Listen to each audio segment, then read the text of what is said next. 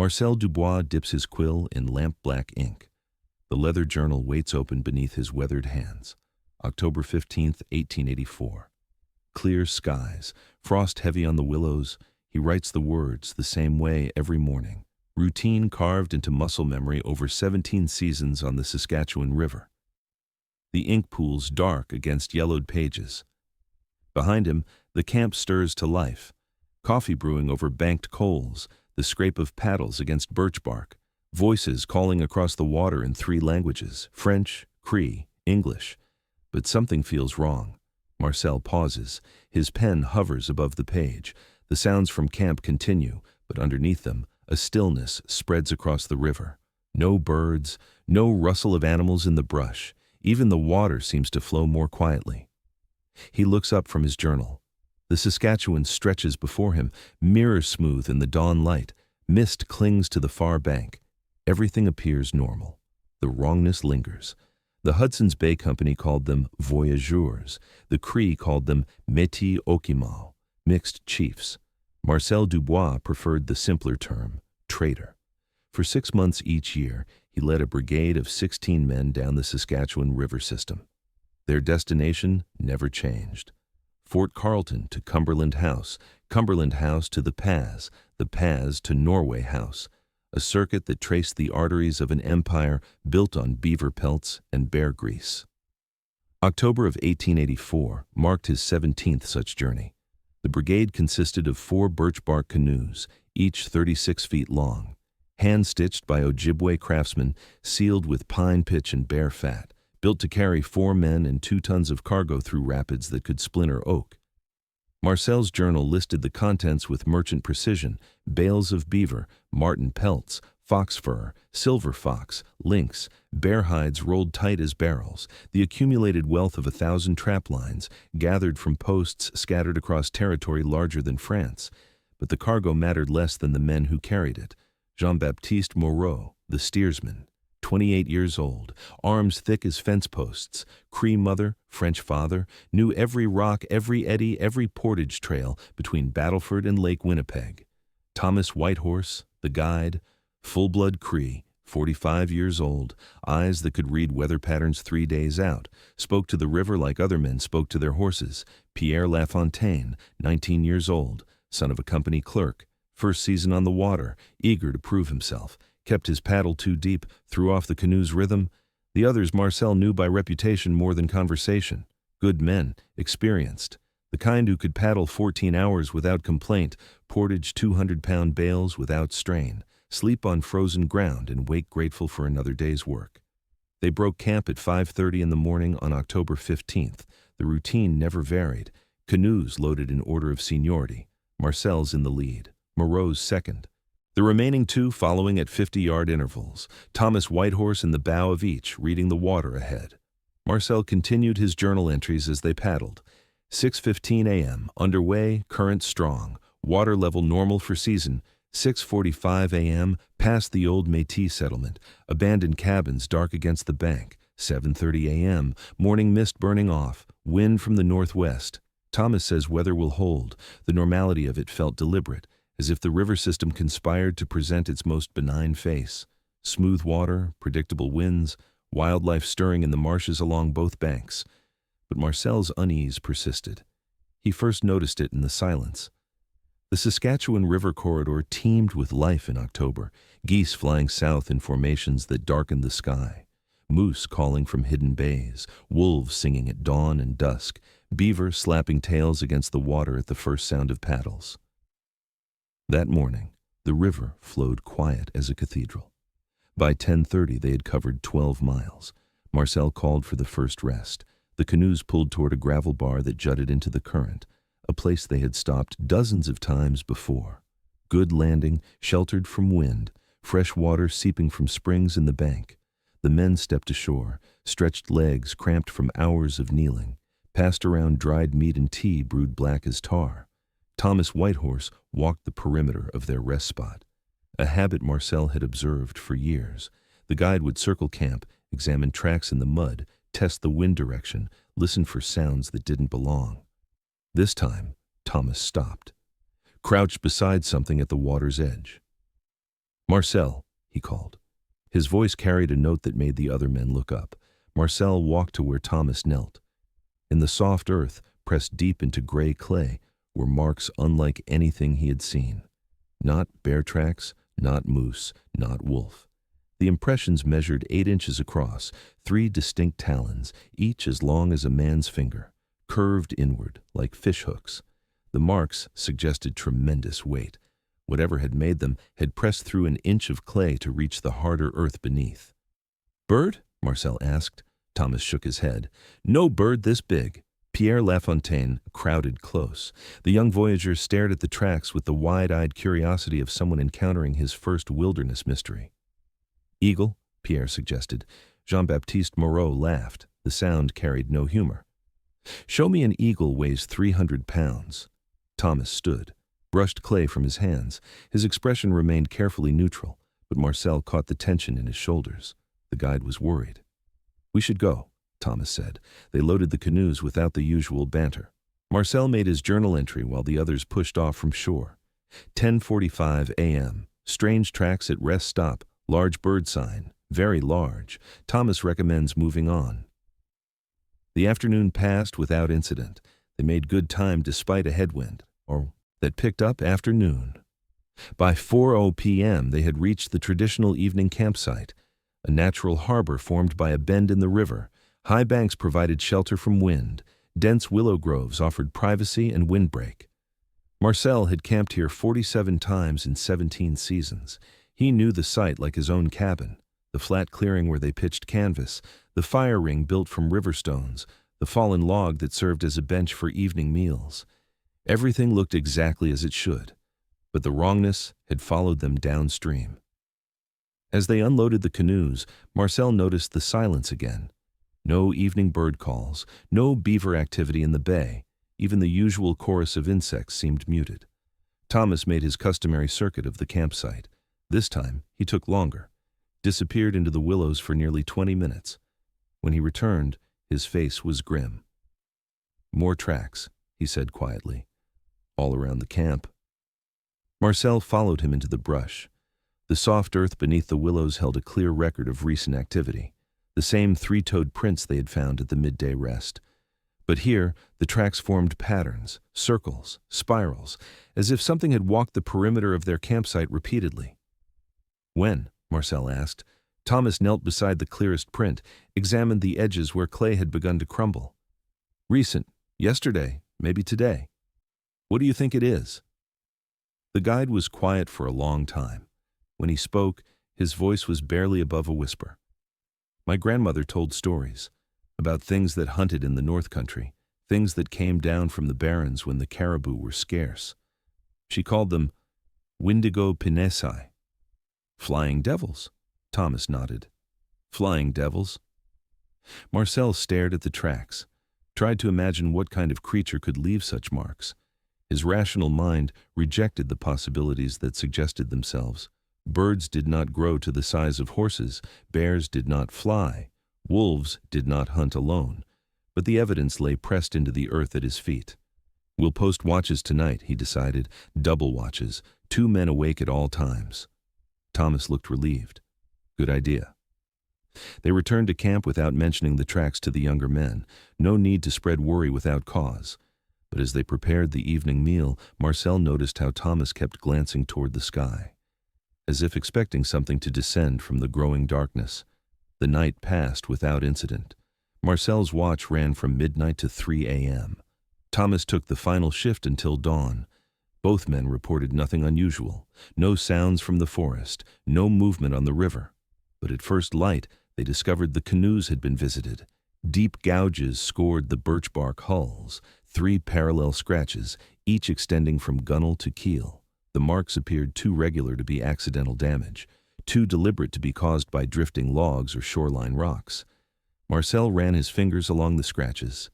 The edges felt sharp, clean, made by something with surgical precision. "Claws," Jean-Baptiste said. He examined his canoe with the care of a man whose life depended on watertight seams. "Biggest claws I ever seen." Pierre Lafontaine stood beside his damaged canoe. The young voyageur's face had gone pale. What could do this?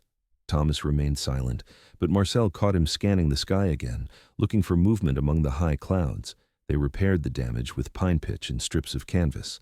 The patches would hold for the remainder of the journey, but barely. Marcel made careful notes in his journal. October 16th. Canoes damaged during night. Deep scratches, claw marks, cause unknown. By 7 a.m. they were back on the water.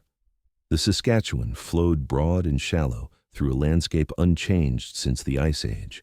Spruce forests stretched to the horizon, muskeg swamps dotted with small lakes, rolling hills covered in aspen and birch. Empty country where a man could paddle for days without seeing another human soul. Marcel had always found comfort in the vastness, the sense of moving through country that belonged to no nation, answered to no flag, followed no law except the turning of seasons. Today the emptiness felt menacing. They made poor time. The men paddled with constant glances toward the sky. Every shadow that passed overhead, cloud, bird, aircraft, drew attention. Pierre Lafontaine jumped when a raven cawed from a dead snag. By noon, Marcel called for an early rest. "What's wrong with everyone?" Pierre asked as they pulled ashore. "Acting like something's hunting us." Jean-Baptiste exchanged a look with Thomas. The older voyageurs had noticed the same signs Marcel had observed. The unnatural silence, the absence of normal wildlife, the feeling of being watched. "Just careful," Jean-Baptiste said. "Long way from help out here." They ate in tense silence. Marcel noticed how Thomas positioned himself to watch the sky while he chewed dried meat, how Jean-Baptiste kept his rifle within arm's reach, how the other men stayed close together instead of spreading out as they usually did. At 1:30 p.m. they heard the wings, a sound like canvas snapping in heavy wind, deep rhythmic beats that seemed to come from directly overhead. The men froze, lifted their eyes toward the cloudless sky, nothing visible. But the sound continued, circling, growing louder. "There," Thomas whispered. He pointed toward the sun. Marcel squinted against the glare. At first he saw nothing. Then the shadow moved. A shape unlike anything in his 17 years of wilderness travel. Larger than any bird he had ever encountered. Wings that stretched wider than a canoe. A body that seemed too heavy for flight.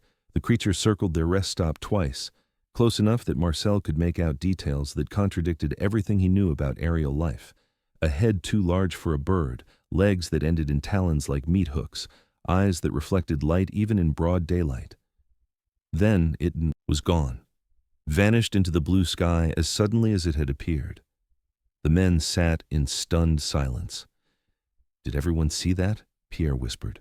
Marcel nodded slowly. Whatever they had witnessed defied easy explanation, but 14 experienced voyageurs had observed the same impossible thing. "We need to reach Cumberland House," Marcel said. "Tonight." Cumberland House lay 40 miles downstream. A hard paddle under normal circumstances, possible if they pushed through without stops. They loaded the canoes in record time. For the next 6 hours, they maintained a pace that would have impressed brigade boats racing for bonuses. Paddles bit water in perfect synchronization. The canoes flew downstream like arrows shot from the same bow. But the thing in the sky followed them.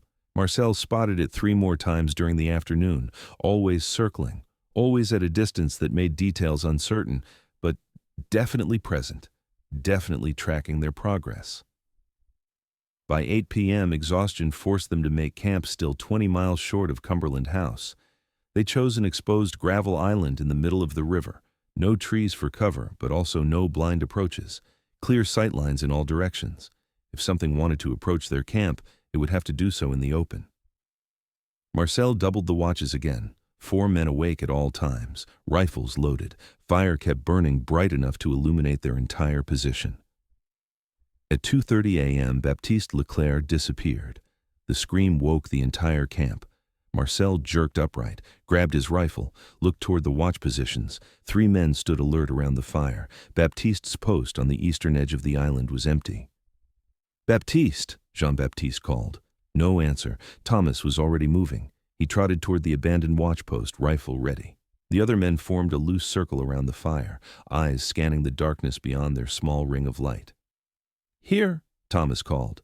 Marcel joined him at the spot where Baptiste had stood watch. The gravel showed clear signs of struggle.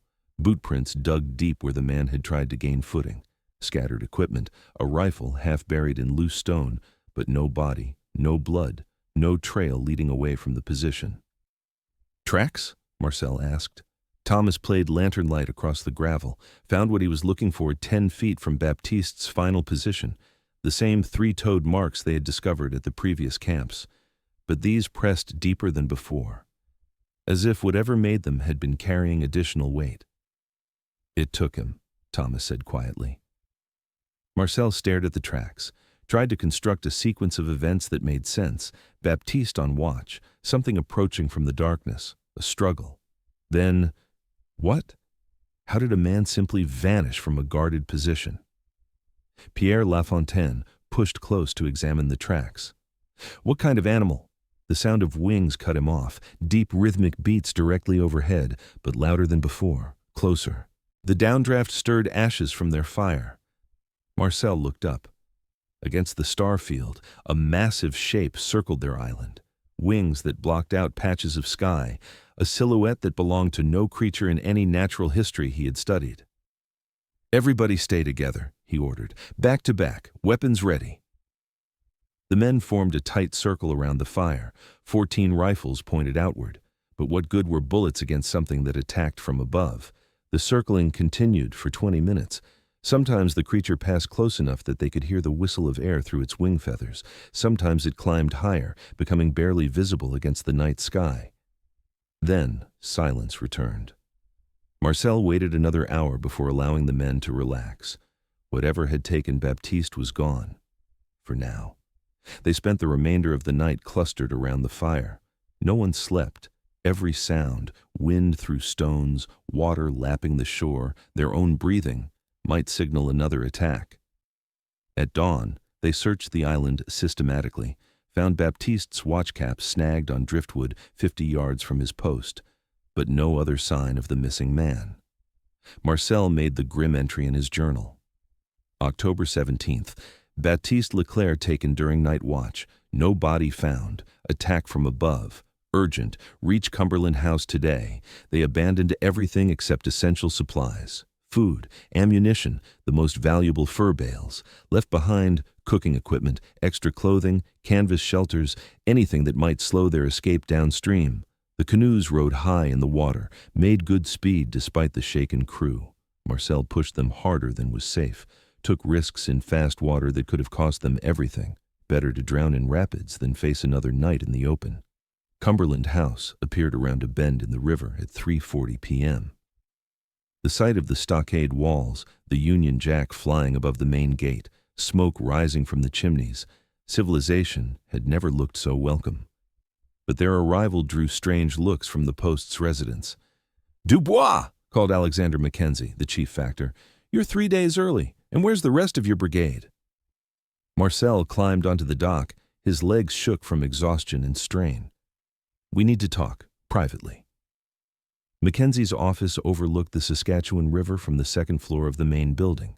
Charts covered the walls. Shipping manifests lay stacked on his desk, the accumulated paperwork of a fur trade empire. Marcel told his story without embellishment. The tracks, the damaged canoes, the creature in the sky, Baptiste's disappearance. Mackenzie listened without interruption. His expression remained carefully neutral. But Marcel caught him glancing toward the window several times, as if expecting to see something approaching across the water. "Strange things this season," Mackenzie said when Marcel finished. "We've had reports from the northern posts, trap lines found empty, cabins abandoned, men who should have returned weeks ago. Missing traders? 7 confirmed, maybe more. The northern posts aren't maintaining regular contact." Mackenzie opened a desk drawer, withdrew a folder filled with handwritten reports. "Read these." Marcel examined the documents, reports from Fort à la Corne, Prince Albert, Battleford, all describing similar phenomena. Unexplained sounds at night, livestock found dead with massive wounds, witnesses claiming to have seen enormous birds circling their settlements. "What do you think it is?" Marcel asked. Mackenzie was quiet for a long time. When he spoke, his voice carried the weight of 30 years in the wilderness. "I think something has come down from the barrens, something that's learned men make easy prey." That night, Marcel's brigade sheltered within the stockade walls of Cumberland House. Posted guards walked the ramparts. Everyone slept with weapons close at hand. But Marcel lay awake listening to the sounds from beyond the walls, wind through the spruce trees, water moving past the dock, and underneath it all, a sound that might have been wings beating in the darkness. Marcel found the first newspaper clipping 3 days later. The Saskatchewan Herald, published in Battleford, dated October 10, 1884. A brief item buried on page 3 between grain prices and shipping schedules. Mysterious bird sightings. Reported near Jackfish Lake. Local ranchers report unusually large bird observed circling cattle herds. Witness describes wingspan exceeding 20 feet. Stock losses attributed to wolves, though nature of wounds suggests aerial attack. Investigation continuing. Mackenzie had collected similar reports from newspapers across the territory. The Prince Albert Times, the Regina Leader, the Calgary Herald, each describing encounters with an impossibly large flying creature. But the newspaper accounts told only part of the story. The real pattern emerged from Mackenzie's correspondence with other Hudson's Bay factors. Private letters exchanged between men who understood the wilderness and trusted each other's observations. October the 1st, Fort à la Corne reports trap lines found stripped, all animals taken, trapper Michael Bouchard missing. October 5th, Prince Albert factor writes of great wings seen above the settlement, horses found dead with wounds, like nothing I have witnessed. October 8th, Battleford Post abandons autumn buffalo hunt. Hunting party returns early reporting aerial stalking by unknown predator. October the 12th, Carlton House trader Pierre Gagnon fails to return from Northern Circuit. His canoe found beached at Torch River, no sign of occupant. The reports painted a picture of something working its way southward along the Saskatchewan River system. Following the same trade routes Marcel's brigade traveled, hunting in the same empty country where voyageurs moved cargo between isolated posts. "It's learning," Mackenzie said as they reviewed the documents, "adapting its hunting pattern to take advantage of our predictable movements." Marcel studied the map that covered one wall of Mackenzie's office. Red pins marked confirmed sightings. Black pins indicated missing persons. The pattern was unmistakable. A corridor of predation following the river from the northern barrens to the settled districts around Prince Albert. "We need to warn the other brigades," Marcel said. "Already sent runners, but most of the autumn cargo is already moving. 20 brigades on the water between here and the Pas." Marcel calculated quickly. Nearly 300 voyageurs traveling routes that had become hunting grounds for something that killed from the sky. "What about the authorities? The mounted police?" Mackenzie laughed without humor. "Told them what? That a giant bird is killing fur traders? They'd think I'd been drinking too much company whiskey." But even as they spoke, the creature was providing more evidence of its existence. On October 20th, Thomas Whitehorse was walking the shore near Cumberland House when he discovered fresh tracks in the mud beside the boat dock, the same 3-toed marks he had first seen at their rest camp. But these showed details that made his blood run cold. The impressions were perfect, pressed into clay soft enough to capture every line and ridge of whatever had made them. Thomas studied them with the expertise of a man who had tracked game for 30 years. The talons showed wear patterns, scratches and chips that spoke of repeated use, evidence that the creature used its claws regularly, probably for gripping prey. But more disturbing were the partial impressions around the main tracks, marks that suggested the creature had been carrying something, dragging weight across the muddy shore. Thomas followed the trail for 20 yards. It led from the water's edge toward a stand of dead trees that overlooked the post. At the base of the largest snag, he found what he was looking for: pieces of cloth, scraps of leather, fragments of bone cleaned white as chalk. The remains were scattered in a rough circle 15 feet across. Thomas examined each piece carefully, found a brass button marked with the Hudson's Bay crest, a knife handle carved with initials, a fragment of moccasin beadwork in a pattern he recognized, Baptiste Leclerc's possessions, scattered beneath a tree like the remains of some predator's meal. Thomas gathered the fragments, carried them back to Mackenzie's office in grim silence, laid them on the desk where Marcel could examine them.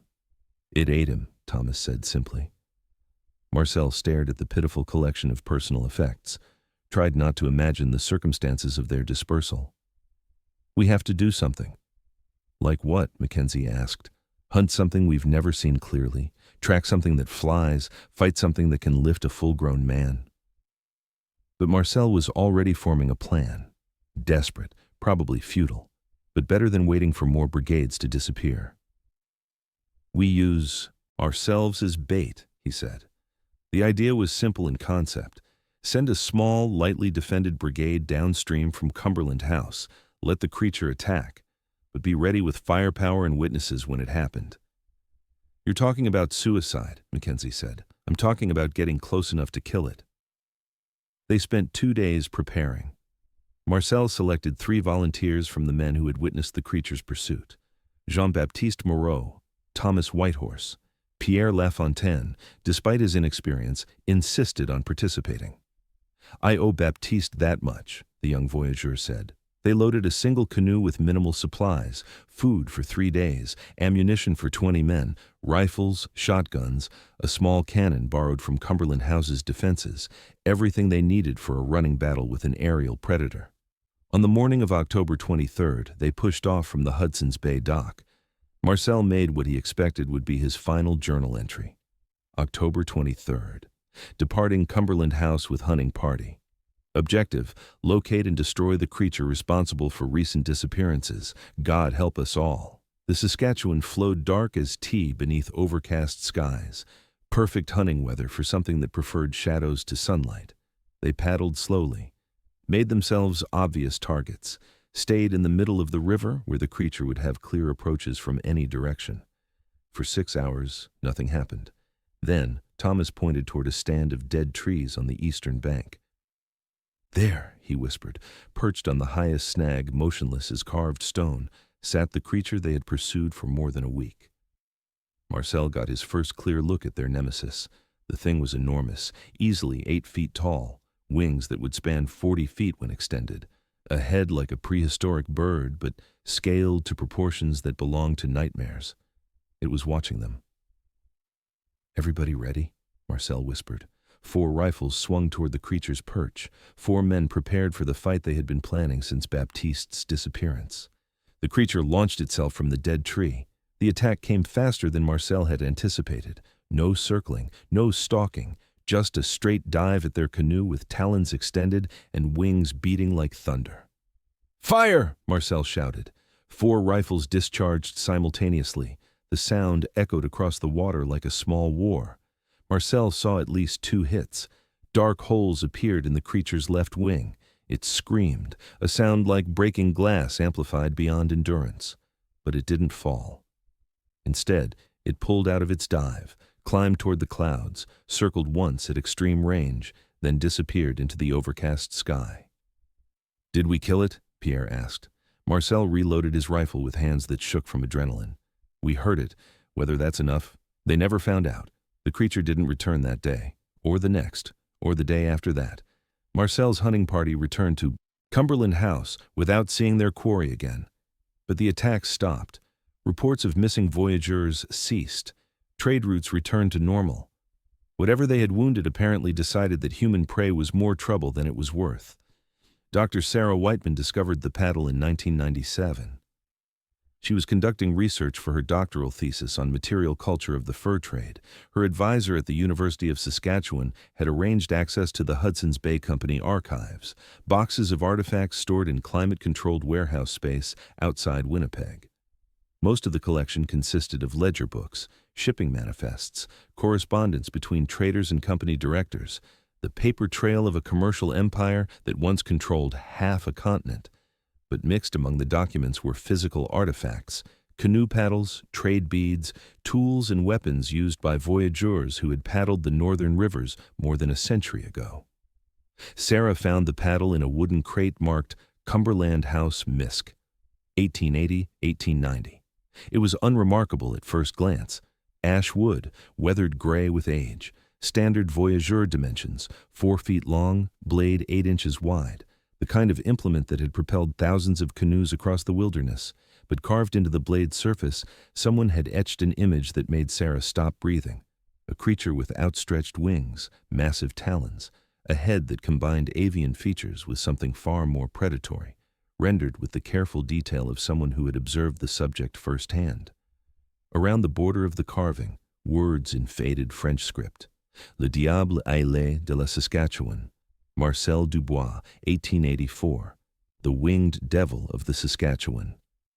Sarah photographed the paddle from every angle, documented the carving with archaeological precision, then began researching Marcel Dubois. The Hudson's Bay Company records contained his employment file, 17 years of service, exemplary performance reviews, brigade leader on the Saskatchewan River route from 1868 to 1884. His final season ended abruptly on October 25, 1884. The file contained no explanation for his early departure, simply a notation that Dubois had terminated employment effective immediately and returned to Quebec. But Sarah's research uncovered other documents, private letters in the Glenbow Museum archives, newspaper accounts in territorial papers, the journal of Alexander Mackenzie, chief factor at Cumberland House. Slowly, the story emerged. Dr. James Morrison, professor of ornithology at the University of Alberta, examined Sarah's photographs of the paddle carving. His initial reaction was dismissive.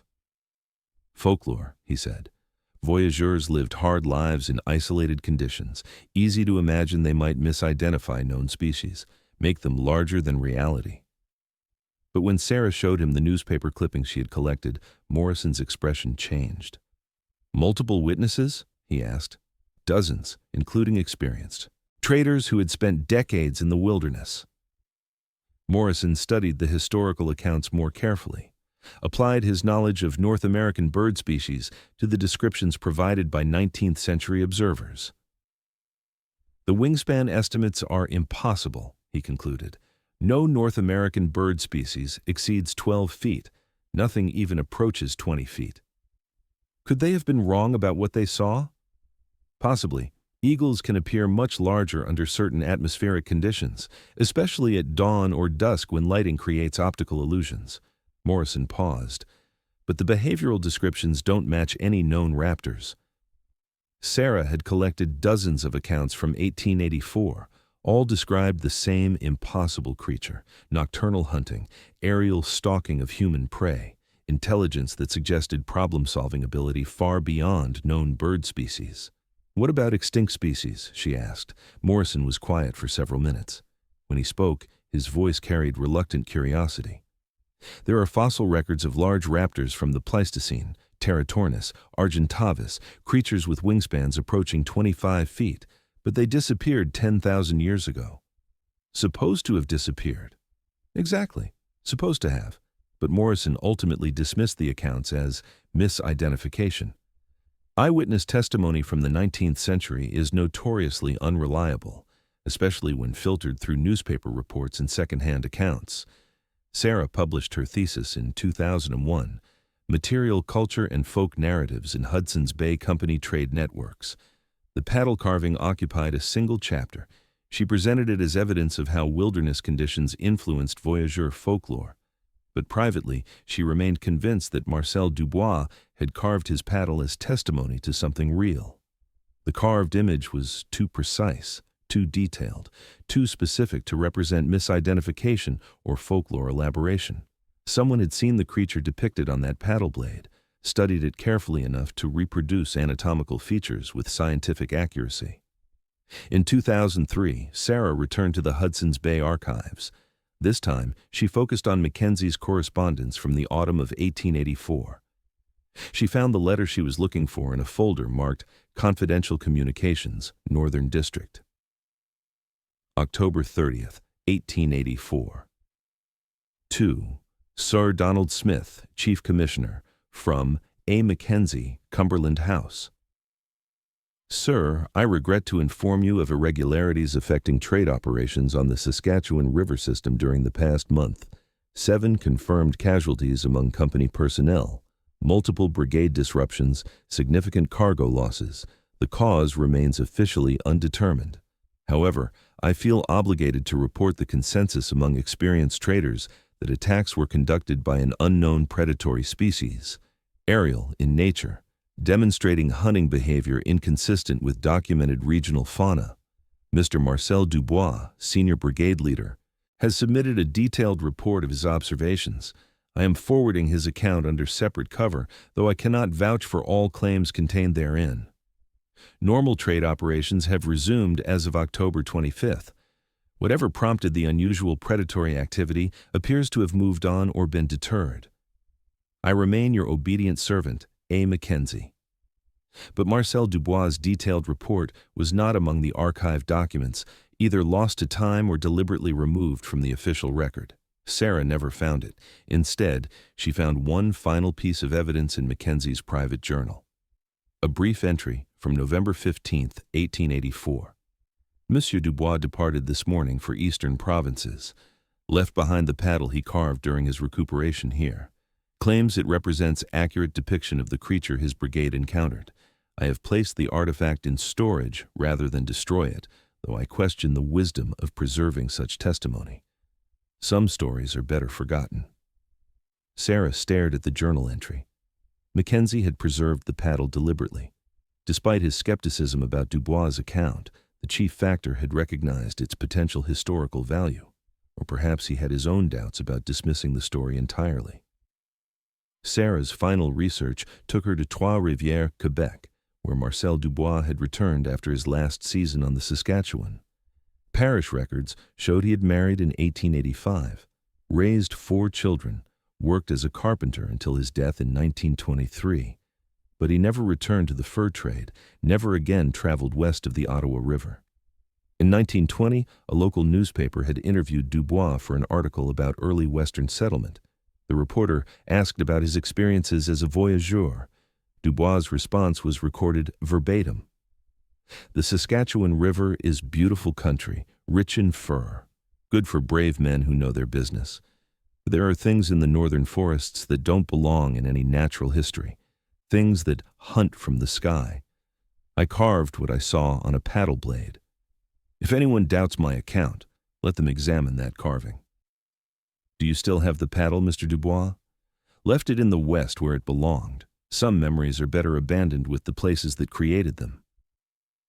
The interview ended there. Sarah published her findings in the Canadian Journal of Historical Studies in 2004. Her article, Anomalous Predation Accounts in Hudson's Bay Company Records, 1884, presented the documentary evidence without drawing conclusions about the creature's reality. But she kept a photograph of the carved paddle on her office wall, a reminder that history contains gaps that official records cannot fill. Sometimes, late at night in her university office, Sarah would stare at that photograph. Study the detailed carving Marcel Dubois had created more than a century ago. The creature's eyes seemed to stare back, predatory, intelligent, patient, as if waiting for someone to venture once again into the empty. Country along the Saskatchewan River, where the silence stretches unbroken between earth and sky, where things that should not exist continue their ancient hunting patterns, where the winged devil may still circle in the darkness above the water, patient as stone, watching for the shadows of canoes against the evening light. The paddle remains in storage, catalogued, preserved, waiting for the next researcher brave enough to take Marcel Dubois' testimony seriously, to ask whether some legends persist because they record truths too disturbing to acknowledge, whether the Saskatchewan River still carries secrets in its dark water, stories carved into ash wood and hidden in museum drawers, evidence of creatures that hunt between the documented boundaries of the natural world, in the silence that lies beyond maps and scientific classification, in the territory where eyewitness accounts become folklore, where folklore preserves memory, where memory keeps watch against forgetting, where forgetting might be the only protection civilization has against some forms of knowledge.